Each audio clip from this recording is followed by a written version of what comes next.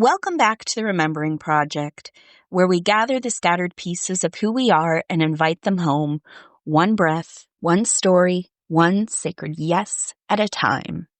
I'm your host, Martina, and I am so grateful you're here today because today we are following a golden thread that is braided with laughter, sunlight, and wild wonder. We are remembering the sun child within, that bright, unburdened part of us who lives to dance in puddles, sing off key, and laugh so hard it echoes across timelines. There is a child within you and within me who is never meant to grow up or disappear. Some call them the inner child. For me, the inner child evokes memories of 1980s Saturday Night Live skits with Stuart Smalley sitting in front of his mirror and just too much of a touchy-feely, I'm okay, you're okay kind of vibe that even as much as I love the woo and I'm all for wooery and psychology, I don't know, inner child has just always felt too airy-fairy even for me, which is why I really like working more with things like the idea of parts and archetypes and the sun child as archetype that lives within each one of us, right? And the sun child is that radiant being who came into this life already whole, already gleaming with sacred play and curiosity. The sun child is that part of you that doesn't ask for permission to shine. It's that part of you that knows that joy is your birthright.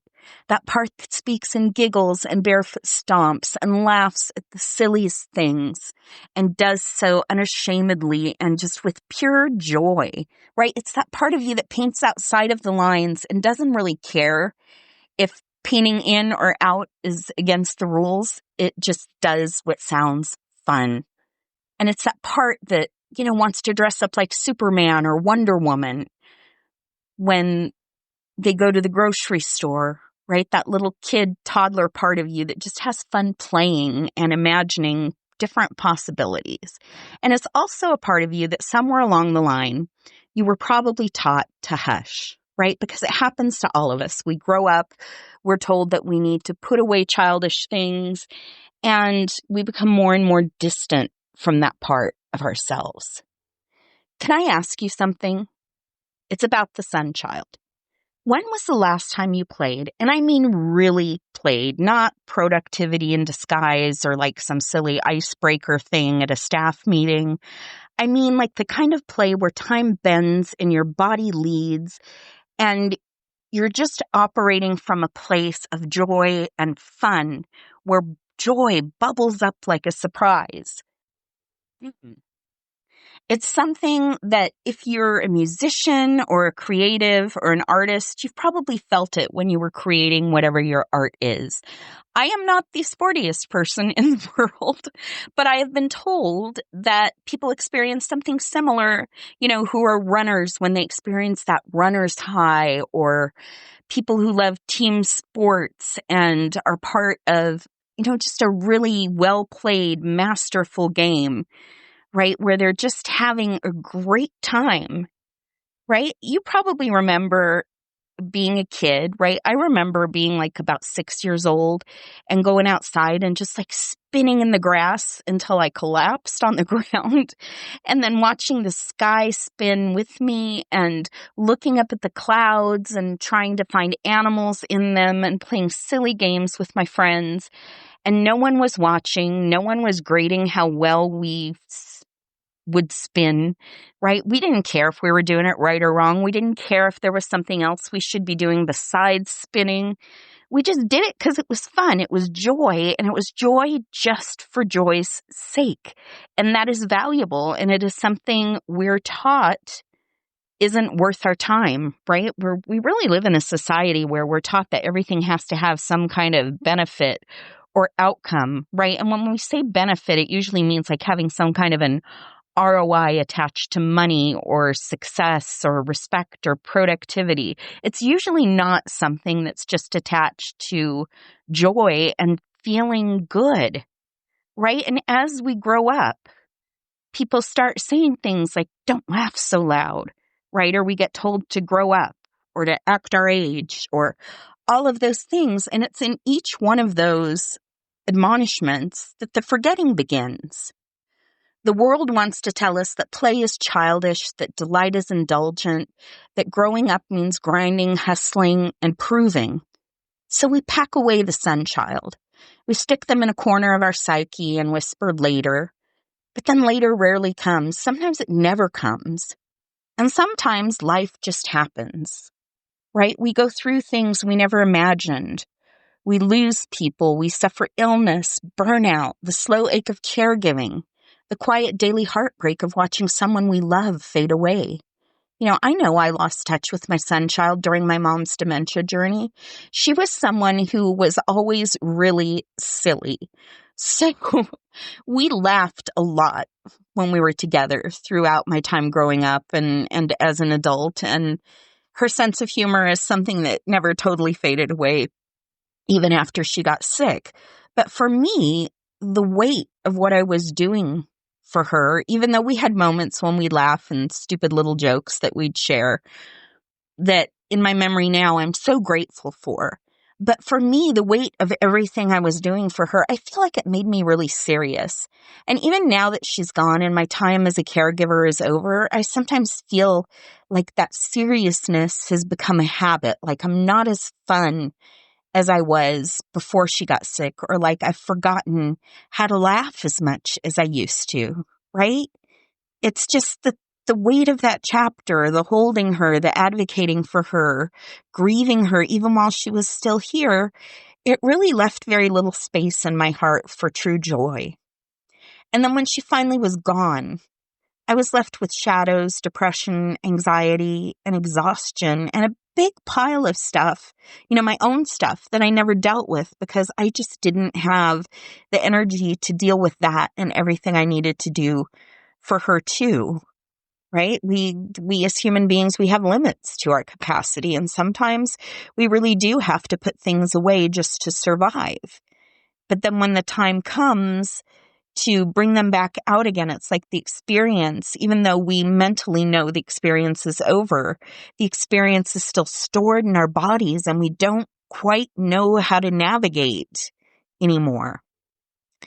And so when you've been through something, right, for me, it's like I always say, for me, my story is that I was a caregiver. For you, it might be that you had a really serious illness or lost someone or just had an experience that really changed you and the way you look at the world.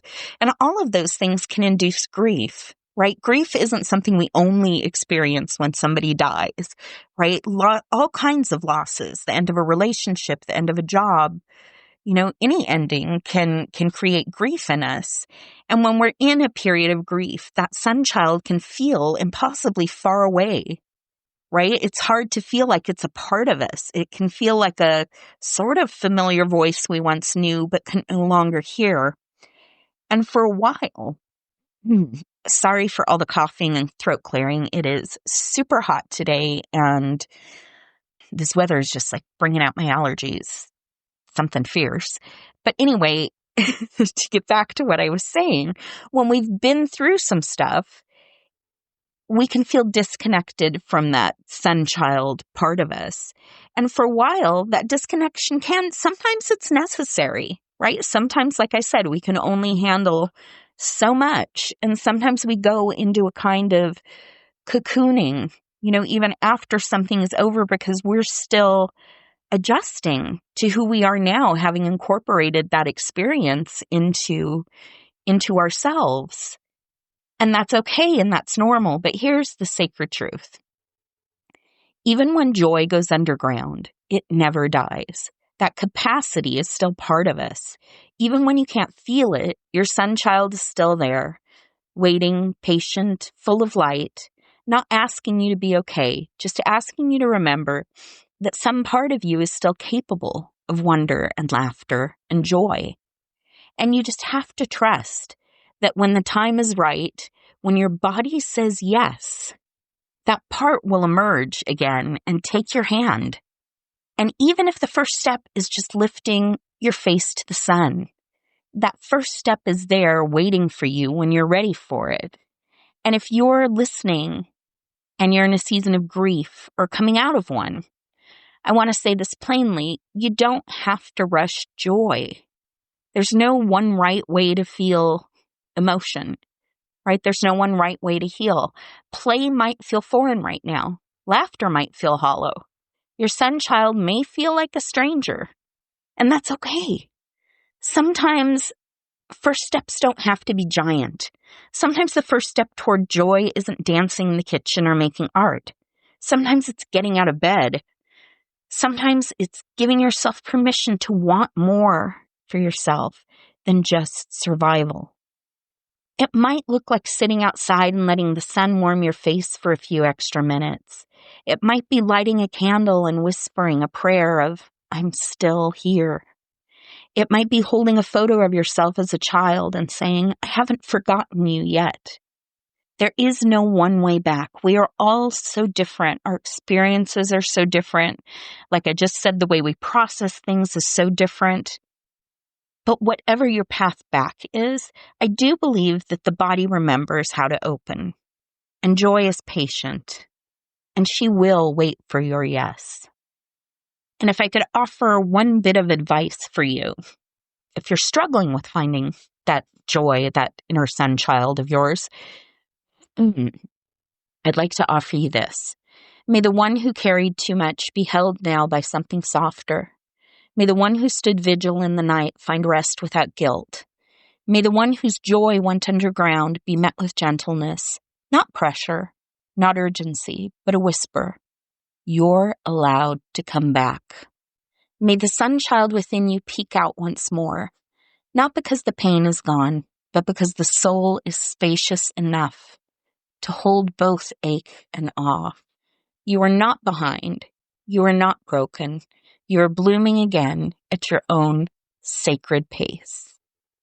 Now, you know that I always like to offer you a little bit of advice for how to navigate whatever theme we're talking about. So I do want to talk a little bit about how we return. And as I do so, I want to apologize if there is noise in the background. My dogs are miserable with the heat and having a really hard time settling down. So they're laying down and getting up and walking around again. And I could edit this and I could re-record it, but you know what? It's life, and I'm just going to let it be shared and hope it doesn't make too much noise in the background. So, how do we return? We return by saying yes. Saying yes to movement, to memories, to messiness, to spontaneity. We return by doing something wildly unnecessary and letting it matter. Dance while you wash the dishes. Make a sock puppet. Blow bubbles in the park. Wear the glitter. Skip instead of walk. This isn't just cute behavior. It's ancestral repair. It's nervous system liberation. It is spiritual resistance. Play is a protest against a culture that wants to keep us busy and numb. Joy is a portal, and your sun child holds the key. If you're in a space to pause, do this with me right now. Otherwise, do it later when it is quiet and when it is safe. And definitely don't do it if you're driving. But if you are in a space to pause, close your eyes for a moment and picture your sun child. Where are they? What are they doing? How do they look at you? What do they need from you right now? You know, you can actually talk to parts of yourself. You can even talk to, your, let's say, inner child. You can talk to your 5-year-old self who maybe still carries some kind of trauma from something that happened or some kind of hurt. And you can ask them, what do you need from me right now? What would make you feel better? And just kind of tune into that voice. And it might surprise you, but it likely will answer back and tell you what it needs. And it might feel weird at first, but it's actually a really helpful practice. And what they need from you right now might just be to remember. It might be a hug. It might be to laugh again. It might be to let them rest in the sunlight, to color outside the lines, to let them out to play. Take a breath with them. Inhale joy exhale permission, and know that you're safe to play again. And keeping that in mind, I'd really like to invite you this week to do one playful thing just for you, right? Make a fort out of blankets, sing in the shower, tell a silly story, lay in the grass and watch the clouds turn into dragons or other shapes. And then if it feels good, share it. Share it with a friend, write it in your journal, or even share it with us online, right? Do it under the hashtag SunchildWithin, or comment on this video or podcast post. And let us celebrate your joy with you. Let your joy ripple out. Let it remind someone else that it's possible. May you remember that joy is not frivolous. It is sacred. It is ancestral. It is medicine. May you reclaim the laughter that was silenced, the dancing that was discouraged, the wonder that was buried. May your sunchild lead you home, one skip, one song, one sacred yes at a time. Thank you so much for being here. Until next time, keep remembering, if you have enjoyed this podcast, please like and share it. It helps me so much more than you will ever know. And take good care of yourself. Play, let your sunchild out, and have a wonderful week ahead.